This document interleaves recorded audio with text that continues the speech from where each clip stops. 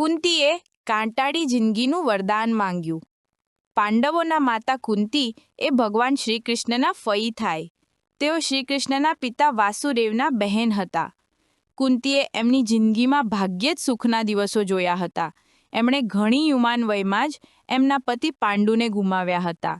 એમના પુત્રો પાંડવો સાથે એમણે અનેક વર્ષો વનવાસમાં વિતાવ્યા હતા. દેખીતી રીતે જ શ્રી કૃષ્ણને એમના ફઈ કુંતી માટે ઘણું દુઃખ થતું, કારણ કે તેઓ એમના સ્વજનો માટે કંઈ પણ કરવા સમર્થ હતા. તેમ છતાં એમના જ ફઈને જીવનમાં અનેક મુશ્કેલીઓનો સામનો કરવો પડતો. એક દિવસ એમણે ફઈ કુંતીને કોઈ વરદાન માંગવા કહ્યું. કુંતીએ શ્રી કૃષ્ણને કહ્યું, કેશવ, મને જો સુખની જિંદગી મળી જશે તો કદાચ હું સતત તમારું સ્મરણ ન કરું. જો તમે મને વરદાન આપવા માંગતા હો તો કંટકભરી જિંદગી આપો, જેથી મુશ્કેલીઓ વચ્ચે હું હર પળ તમારું જ સ્મરણ કરતી રહું.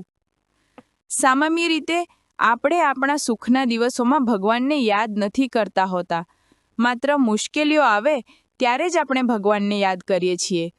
કુંતી એમની જિંદગીની એક પણ પળ શ્રી કૃષ્ણના સ્મરણ વિના કાઢવા નહોતા માંગતા, એટલે જ એમણે મુશ્કેલીઓવાળી જિંદગીનું વરદાન માંગ્યું.